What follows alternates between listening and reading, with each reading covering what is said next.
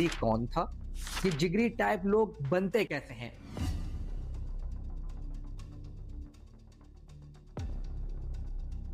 कैसे कैसे कारनामे इन्होंने सरंजाम दिए होते हैं। ये भी बताया गया है कि उमूमन इन कबायली इलाकों में इस किस्म की कार्रवाइयां खुशी या गमी के मौके पर नहीं की जाती।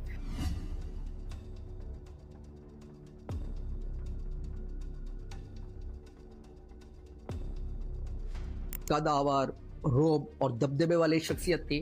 खुश अखलाक, मिलनसार और खुलकर बातें करने वाला, समझदार और बहादुर इंसान। जिगरी किसी के लिए विलन हो सकता है, किसी के लिए हीरो, कि वो 7 या 8 बहनों का अकलौता भाई है, लेकिन हर किस्सा अपने आप में एक हॉलीवुड की स्टोरी थी। जिगरी महसूद माजी में पाक फौज पर मुताद्दिद हमलों में मुलव्विस रहे। की सबसे बड़ी कार्रवाई 2013 में जनूबी वज़ीरिस्तान के इलाके मानतोई में फौज पर हमला था। इन लोगों ने रियासत के सामने सरेंडर किया।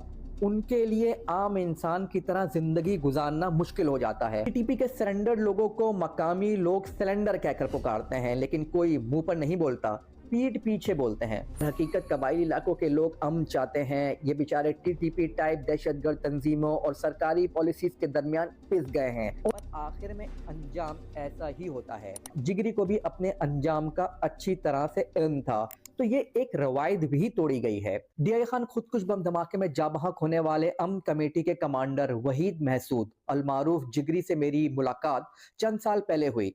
एक तफसीली मुलाकात थी ये। इस मुलाकात में मेरी उनसे जो बातें हुई वो मैं यहाँ तमाम तो नहीं, अलबत्ता फिल्टर करके कुछ जरूर बताऊंगा। मेरी उनसे कोई दोस्ती तो नहीं थी, मैं उनसे और वो मुझसे इसलिए मिले कि मैं सहाफी हूँ, मुझे कुछ चीजों को समझना था, दूसरा पॉइंट ऑफ व्यू जानना था, जो कि मैं समझता हूँ कि कुछ मामलात में मुझे बहुत क्लियरिटी मिली और बराह रास्त मिली, और वो भी उस शख्स से मिली जो तमाम सूरत हाल को ना सिर्फ जानता है बल्कि उसका हिस्सा भी है।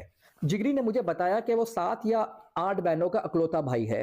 वालिद उनके सऊदीया में मुलाजमत कर रहे थे, बीवी बच्चों वाले थे और हर वक्त टारगेट पर थे, लेकिन इस बात से बेखौफ भी थे। उन्होंने मुझे अपने काफी किस्से सुनाए, जिनमें अफगानिस्तान में उनकी काबिज फौज के खिलाफ कार्रवाइयों के किस्से थे। उन कार्रवाइयों में जो उनके दोस्त साथी मारे गए या शहीद हुए उनके किस्से थे।